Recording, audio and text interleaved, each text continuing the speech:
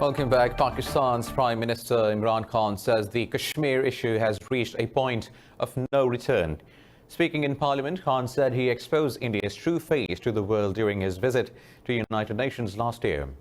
The Prime Minister added, Indians are also perturbed at the extremist policies of Prime Minister Narendra Modi. Touching upon other regional issues, Khan said US President Donald Trump asked Pakistan to play its role in the Afghan peace process. He said Iran and Saudi Arabia sought Pakistan's help to de-escalate tensions between the two countries. Khan also defended his government's response to the coronavirus crisis and said there has been no confusion in official policies. Pakistan has rejected India's allegations as a pretext to seek a 50% reduction in Islamabad's High Commission staff in New Delhi. At a press briefing, Foreign Office spokesperson Aisha Faruqi dismissed New Delhi's accusations that Pakistan was violating the Vienna Convention. She said these are India's latest attempts to divert world's attention from its growing atrocities in occupied Kashmir. Faruqi said India will be better advised to focus on its internal and external issues rather than creating diversions at the cost of peace and stability in South Asia. The spokesperson condemned the unabated extrajudicial killings of youths by Indian forces in the occupied valley.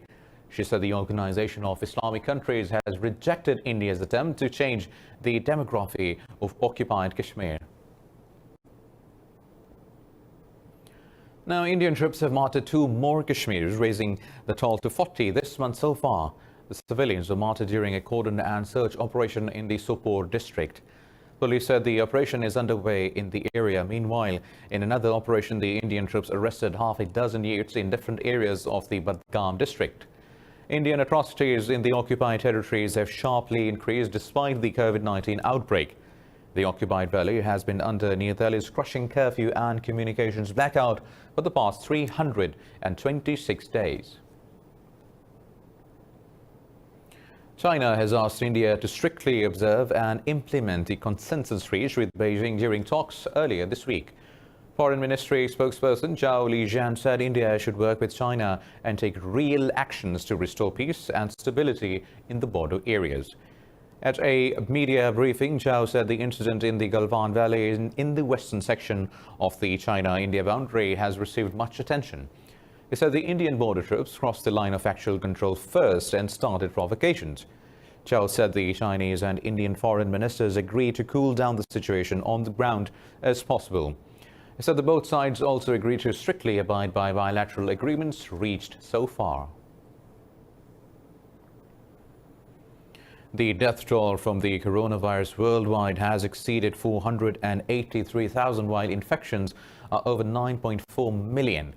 COVID-19 has spread around the planet, sending billions of people into lockdown as health services struggle to cope. Find out where the virus has spread and where it has been most deadly.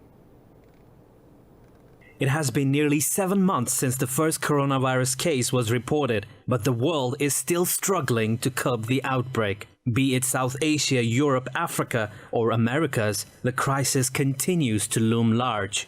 India has reported a record 16,922 new coronavirus cases over the past 24 hours, its highest single-day rise. The country's death toll climbed to nearly 15,000 after at least 418 deaths were recorded in the past 24 hours. In Pakistan, 148 people lost their lives, increasing the tally to more than 3,900. Iran's death toll from the new coronavirus has surged past 10,000 after another 134 people succumbed to the disease. In Southeast Asia, Indonesia remains the country with the highest COVID-19 cases as it topped 50,000 mark after reporting nearly 1,200 new infections. The death toll in the country stands at over 2,600. Europe sees its first increase in weekly coronavirus cases in months as countries continue to ease restrictions. In the United Kingdom, the death toll from the coronavirus has risen by 149 to over 43,200. Latin America continues to be the epicenter of COVID-19 as Brazil records nearly 54,000 deaths, while the overall death toll in the US has exceeded 122,000. Moving on, the Afghan government says it has killed 25 Taliban fighters in an airstrike in northern Balkh province. But the Taliban claim Kabul's strike resulted in 4 civilian casualties. Balkh province's governor's spokesperson said the security forces targeted a gathering of armed men.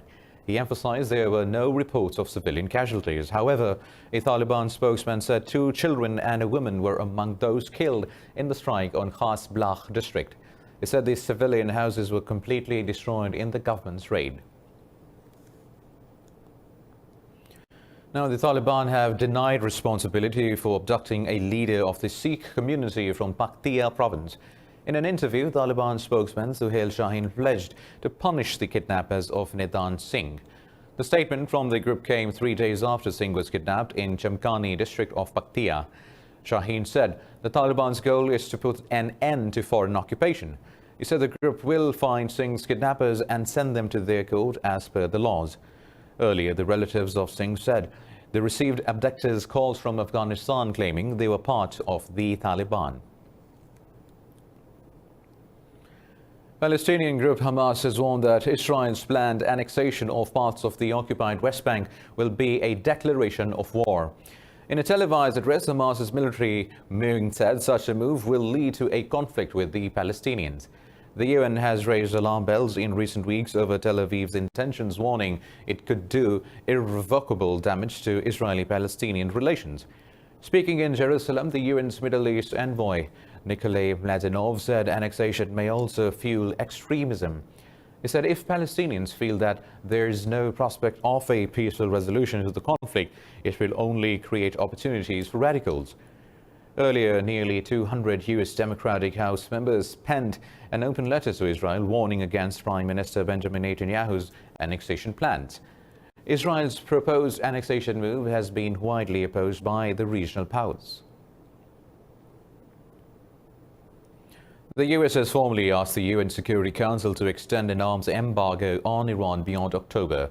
In a virtual briefing, U.S. envoy for Tehran, Brian Hook, said the Security Council should be united over its concern with Iranian arms transfers. Hook said the Council has maintained arms restrictions on Iran since 2007. A State Department statement said Hook briefed the Council on the full range of Iran's malign activity. The statement said Tehran has neither abided by current restrictions nor demonstrated a change in its threatening behavior. Earlier in an interview, Hook threatened Russia and China of UN isolation if they will block a U.S. bid to extend a weapons ban on Iran.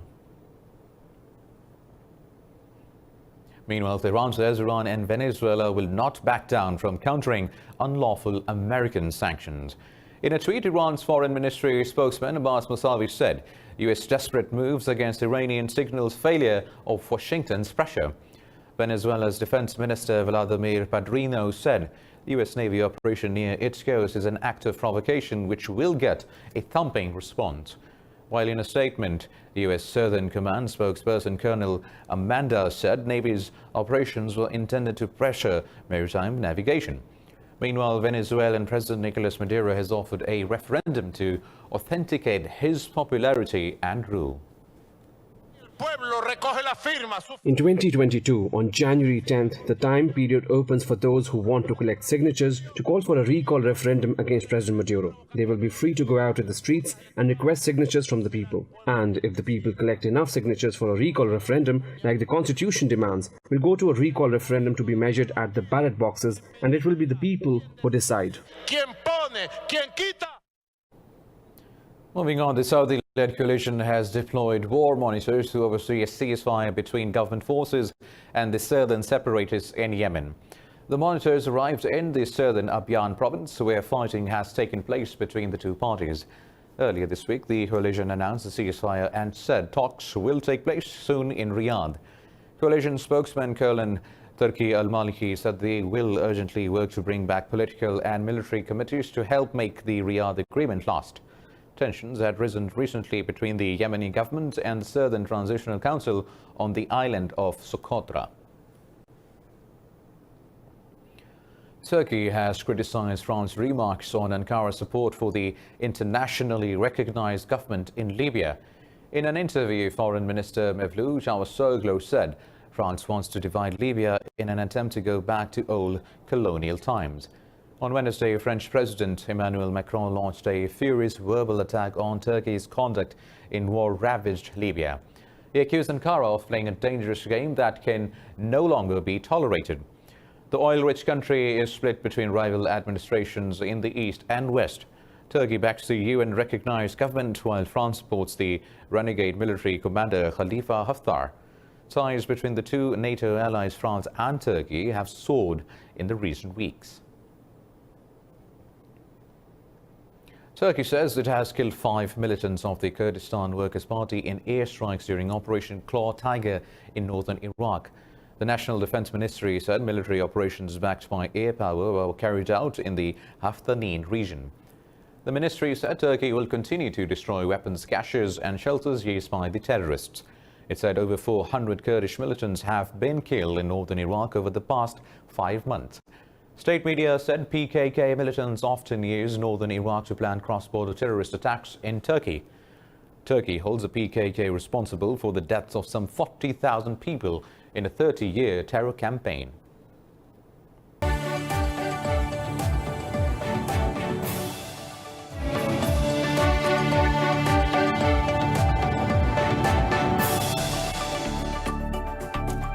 "170 signatories of the UN have endorsed its call to silence the gun, saying the bloc stands united against the global threat of the COVID-19 pandemic. In a statement, the UN said the initiative launched by Malaysia shows that a large majority of nations are now backing the global ceasefire.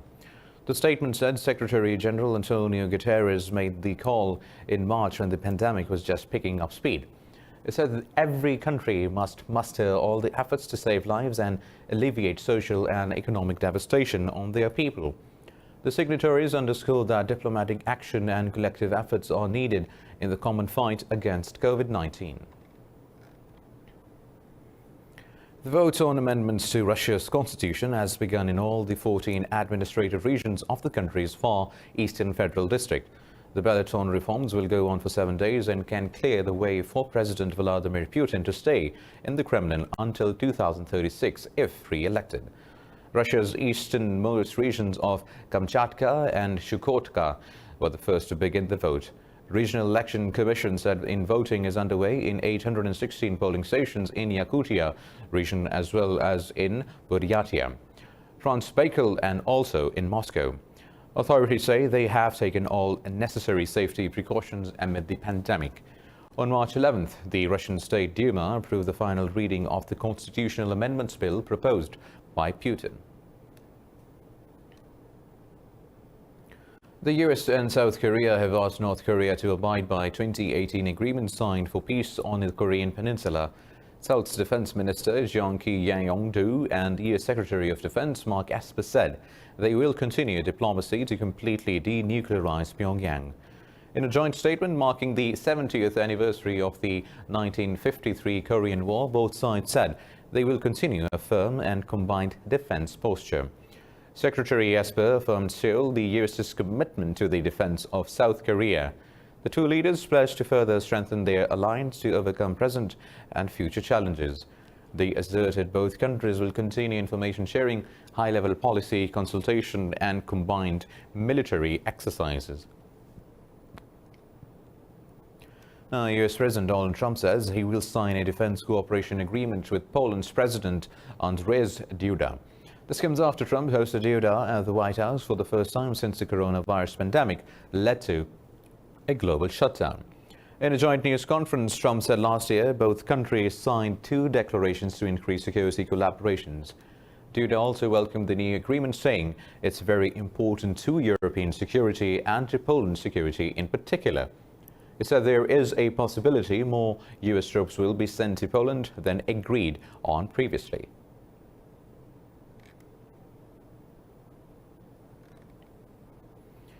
In the United States, hundreds of protesters have occupied space outside New York City's Hall to demand a $1 billion cut from the police department's budget. Protesters said they will continue occupying City Hall Park until NYPD's $6 billion budget is reduced. City's Mayor Bill de Blasio has pledged to cut police budget. Blasio said City Council intends to ensure safety with fairness and justice. Meanwhile, police chief in Tucson, Arizona, has offered to resign after he released a video showing custodial death of a Latino. This follows weeks of protests demanding police departments to be overhauled, defunded to stop officers killing unarmed people of color. To demonstrate my willingness to take accountability for these mistakes, I am offering my resignation to the mayor, city council, and city manager, which they can accept or handle as they deem appropriate. A Republican bill to rein in police misconduct in the aftermath of George Floyd's death has failed in the U.S. Senate. Democrats denounced the measure as flawed and defeated a motion by a vote of 55 to 45. The civil rights leader and activist group also opposed the measure. The legislative fight now moves to the House of Representatives, which plans to vote on a Democratic bill today. Senate Republicans warned the failure to advance the legislation can mean a political stalemate. Floyd's death in Minneapolis sparked weeks of protests and stirred strong public sentiments for stopping excessive force by the police. In the United States, President Trump's administration says top Chinese firms, including telecom giant Huawei, are controlled by the Chinese military. This was revealed in a document of Defense Department which lists 20 companies operating in the U.S. allegedly backed by People's Liberation Army. The list also features video surveillance firm Hikvision, China Telecoms, China Mobile and AVIC. The list will lay the groundwork for new U.S. financial sanctions against the firms. Pentagon's designations do not trigger penalties but can lead to imposition of sanctions, may include blocking all property of listed parties. White House has already taken several steps against Chinese firms, including barring U.S. companies from selling them certain technology without permission. In the United Kingdom, 22 police officers have been wounded and emergency vehicles are damaged in South London after a street party descended into violence. Such parties are illegal under local COVID-19 rules. In a tweet, Home Minister Priti Patel said the scenes at Brixton area were utterly vile. She said the police officers and members of the public who came to the rescue of the wounded are heroes. A spokesman for Prime Minister Boris Johnson said the scenes were appalling and violence against the police will not be tolerated. Police said they had been attacked when they responded to the complaints about noise and antisocial behavior in Brixton. It said 4 people were arrested following the incident. The DR Congo has marked an official end to the second deadliest Ebola outbreak in its eastern region that killed over 2,200 people in 2 years. Armed groups and community mistrust have undermined the promise of new vaccines. Talking to reporters, Health Minister Etienne Longondo said the ministry intends to capitalize on the lessons learned. Longondo said there were over 3,400 confirmed and probable cases recorded during the outbreak in eastern Congo. The largest Ebola outbreak occurred in West Africa from 2013 to 16, when over 11,000 people died from the disease in Guinea, Liberia, and Sierra Leone. In Congo, clashes between protesters and police have escalated.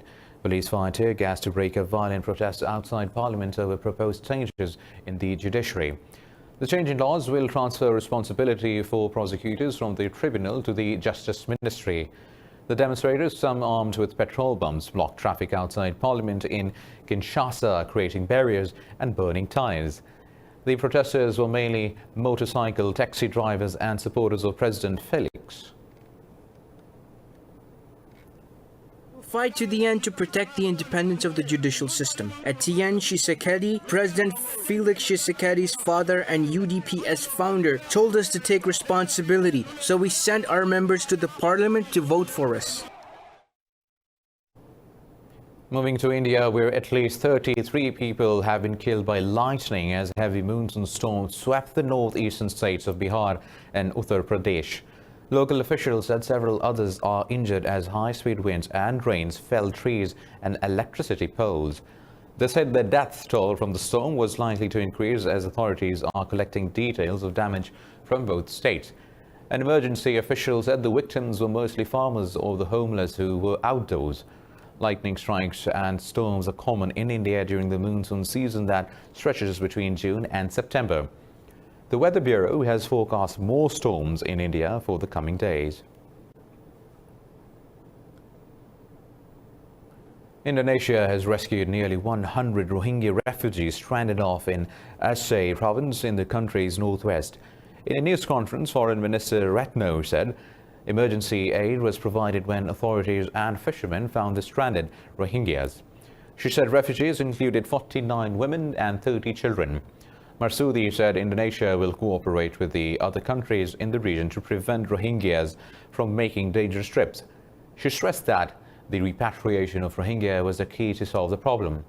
Rohingya have made perilous voyages to Malaysia, Thailand and Indonesia for years, fleeing Myanmar or Bangladesh.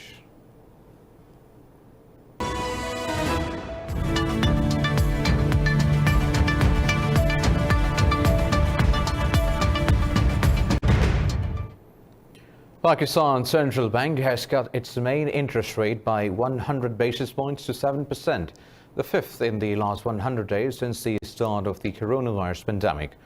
In a statement, the bank said the decision was made in wake of the improved inflation outlook. The State Bank of Pakistan said inflation has come down considerably from a high of nearly 15% in January to over 8% in May. It added the government is targeting average inflation to be 6.5% in the financial year 2021. It went on to say that the priority was shifted towards supporting growth and employment during these challenges time.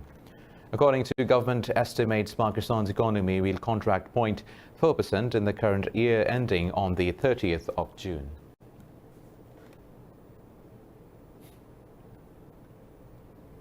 U.S. Energy Information Administration says the country's crude oil production increased during the week ending on June 19th.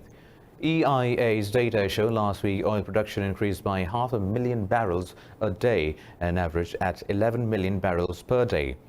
Oil prices fell noticeably after data showed another weekly increase in U.S. stockpiles.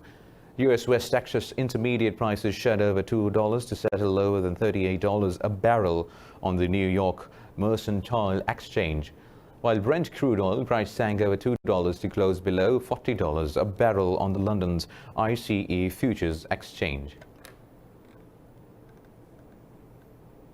In the UK, Royal Mail has announced to cut about 2,000 of its management jobs as it struggles to deal with effects of COVID-19 crisis. British Postal Service says job furlough plan is a part of a scheme to save £113 million. Company spokesperson said frontline postal staff are likely to be affected because Royal Mail needs to preserve quality of service. The spokesperson said job losses will hit senior roles hardest, with half of them set to go. While Royal Mail Executive Chairman Keith Williams said pandemic has accelerated need for a change at its UK businesses by 3 to 4 years. Williams said pandemic had accelerated trend of more parcels and fewer letters being sent. US stocks slipped following Wall Street's worst day in 2 weeks as investors were unnerved by an alarming rise in new coronavirus cases. The investors were also unsettled by an elevated level of weekly jobless claims number. The Dow Jones Industrial Average is trading marginally lower, while the S&P 500 is also trading lower by about 0.25%. The Nasdaq Composite Index is trading lower, about 0.33%. Meanwhile, stock markets in Europe traded mixed as investors digested the latest economic.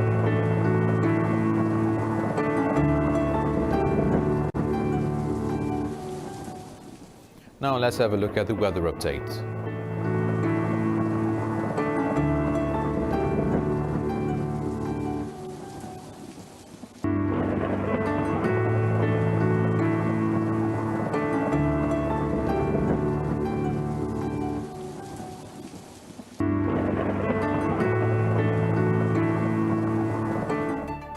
Well, that's all for now. For the latest updates, you can always follow us on social media at Indus.News. Take care.